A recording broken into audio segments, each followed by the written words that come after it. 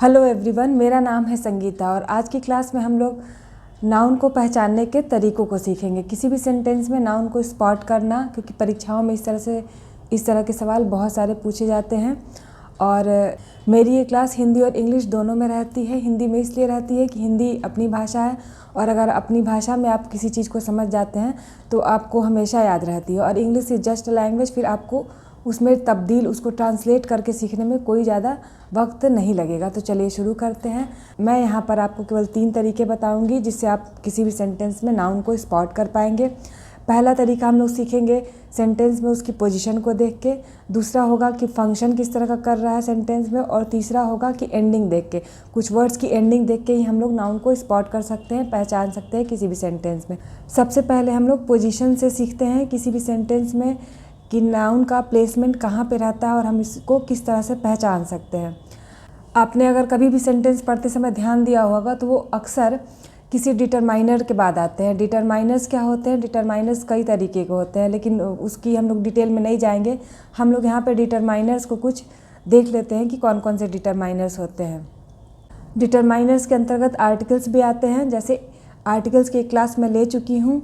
Articles केवल 3 ही हैं, A N दी। अगर किसी भी वर्ड के पहले ए एन या द का इस्तेमाल हुआ है तो आपको समझ लेना चाहिए कि वो नाउन है। उसके अलावा और कौन कौन से डिटरमाइनर्स हो सकते हैं? जैसे his, my, our, hers, their, this, that, these, those, such, a lot of, many, more, any, each, little, enough, या फिर कोई भी नंबर्स जैसे 1, 2, 3, 4, 12, 15।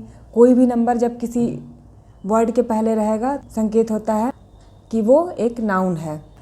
तो आप जब भी किसी सेंटेंस में इन सब वर्ड्स को देखेंगे तो उसके बाद जो वर्ड आता है वो नाउन होता है। इसको हम लोग और अच्छे से समझेंगे जब हम लोग कुछ एग्जाम्पल्स लेके समझेंगे।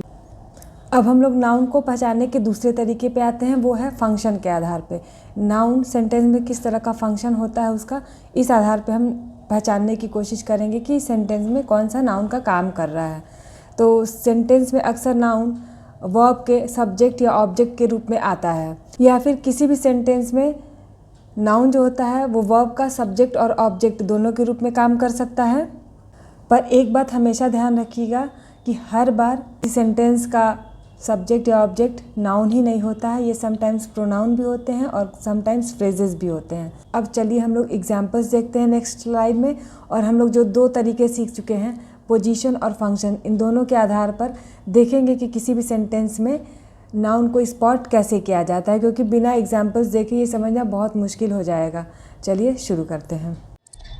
इस स्लाइड में हम लोग नाउन को पहचानने की कोशिश करेंगे पोजीशन और फंक्शन के आधार पे। जैसा मैंने आपको बताया था कि वर्ब के सब्जेक्ट या ऑब्जेक्ट या दोनों, सब्जेक्ट या ऑब्जेक्ट दोनों के तरह से नाउन का यूज़ किया जाता है। तो चलिए एक एक करके इन एग्जांपल्स में देखते हैं। सब्जेक्ट की तरह कब है?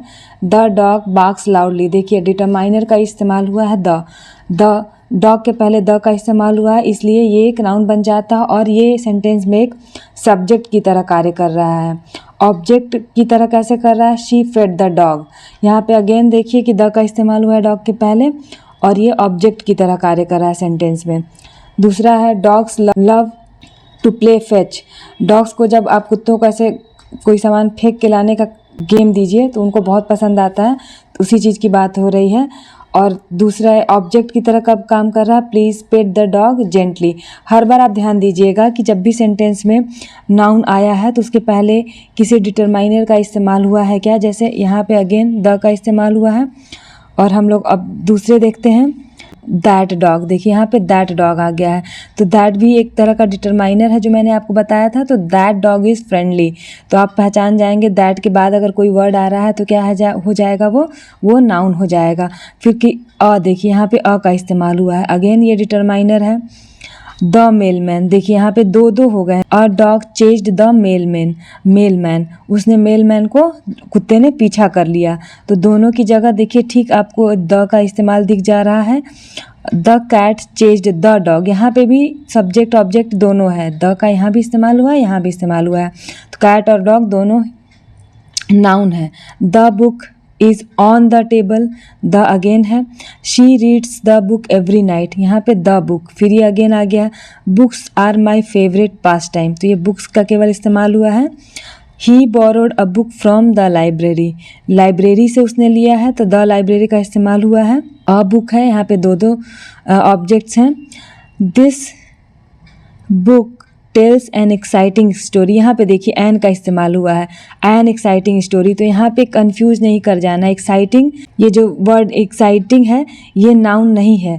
कभी कभी क्या होता है कि नाउन के बीच में एडजेक्टिव्स भी आ जाते हैं, तो इसलिए आपको इस बात का ख्याल रखना होगा कि अगर कहीं बीच में विशेषण आ जाए तो आप उसको नाउन से कंफ्यूज ना करें। तो एक्साइटिंग को आप यहाँ पे अलग कर देंगे। तो यहाँ पे जो ध्यान देने वाली बात होगी वो है कि वो स्टोरी के बारे, स्टोरी जो है वो नाउन है, उसके पहले चूंकि एडजेक्टिव का यूज हो गया है इसलिए एन का इस्तेमाल हो रहा है। Please pass me the book, ये अगेन द बुक के पहले इस्तेमाल हुआ है तो बुक क्या है, नाउन है। दैट बुक, ये देखिए दैट का इस्तेमाल हो गया डिटरमाइनर का। बिलोंग्स टू सारा, अब सारा देखिए मैंने जैसे आपको कहा था कि सेंटेंस में जब कोई भी वर्ड कैपिटल लेटर से शुरू होगा तो वो नाउन के अंतर्गत आएगा। तो ये सारा जो है ये किसी का नाम है इसलिए ये एक नाउन है। आई लॉस्ट माई बुक, यहाँ पे देखिए फिर अगेन माई डिटरमाइनर का यूज हुआ है बुक के पहले, तो ये बुक जो हो जाएगा वो नाउन हो जाएगा। कुछ और सेंटेंसेस लेते हैं। The car drive smoothly, the का इस्तेमाल हुआ है कार के पहले, car is a noun. He washed the car yesterday, अब अपने से आप समझते चलिए। Cars need regular maintenance, sentence के शुरुआत में आया है, ये सब्जेक्ट की तरह कार्य कर रहा है, तो कार्स के पहले कुछ किसी भी तरह का, अभी यहाँ पर डिटरमाइनर यूज़ नहीं हुआ है लेकिन ये सेंटेंस के शुरू में आ रहा है इसलिए ये एक नाउन है। We drove the car to the beach, that car is parked illegally, that का इस्तेमाल है। Please move your car from the driveway, देखिए द यहाँ इस्तेमाल, तो ड्राइववे भी क्या हो जाएगा, नाउन हो जाएगा। योर हो गया, योर कार हो गया, योर के कार के पहले डिटरमाइनर योर है। A car honked loudly behind us, इसी तरह से ये नेक्स्ट मैं कुछ एग्जांपल्स दे रही हूँ, आप इनको देख लीजिए 2 मिनट के लिए पॉज करके और समझिए कि इसमें कौन कौन से आप नाउन को पहचान पा रहे हैं।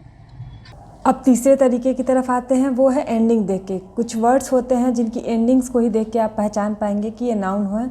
तो ऐसे वर्ड्स की मैं लिस्ट दे रही हूँ, किन किन अक्षरों पे ख़त्म होने वाले वर्ड्स को हम लोग उनके एंडिंग से पहचान पाएंगे कि ये नाउन के अंतर्गत आते हैं।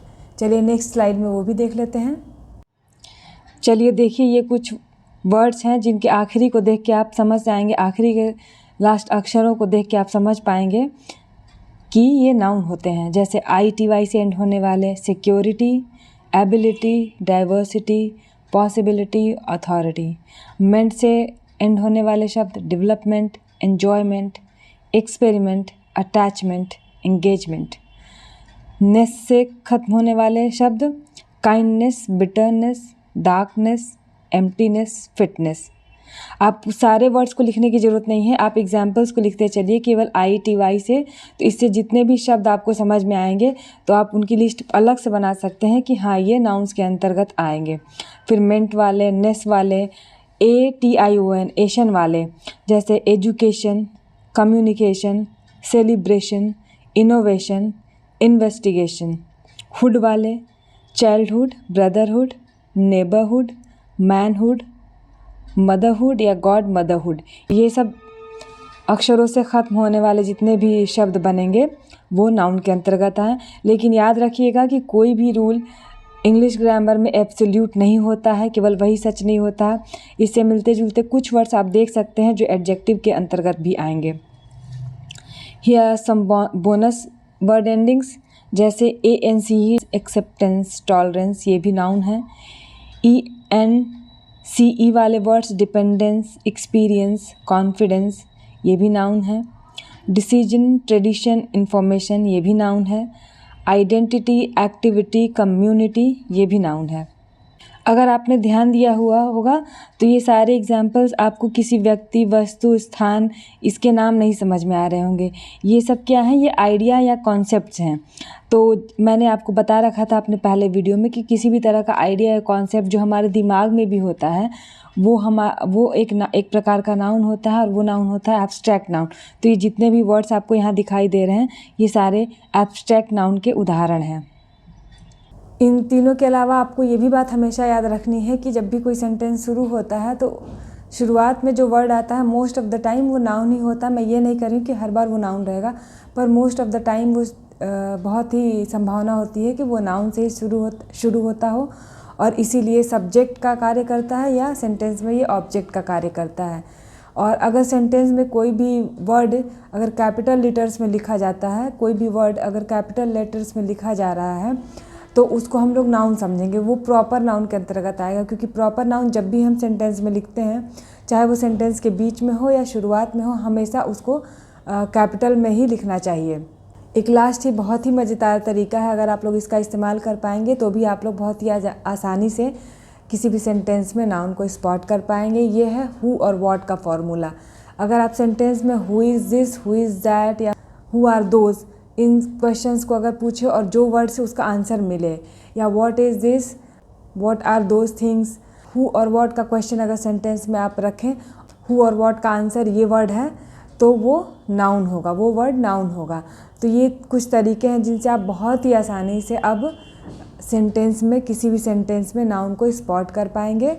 होपफुली वीडियो आपको समझ में आई होगी और अगर आपको ऐसा लगता है तो अपने फ्रेंड्स या अपने रिलेटिव्स को भी ज़रूर फॉरवर्ड करें इसको।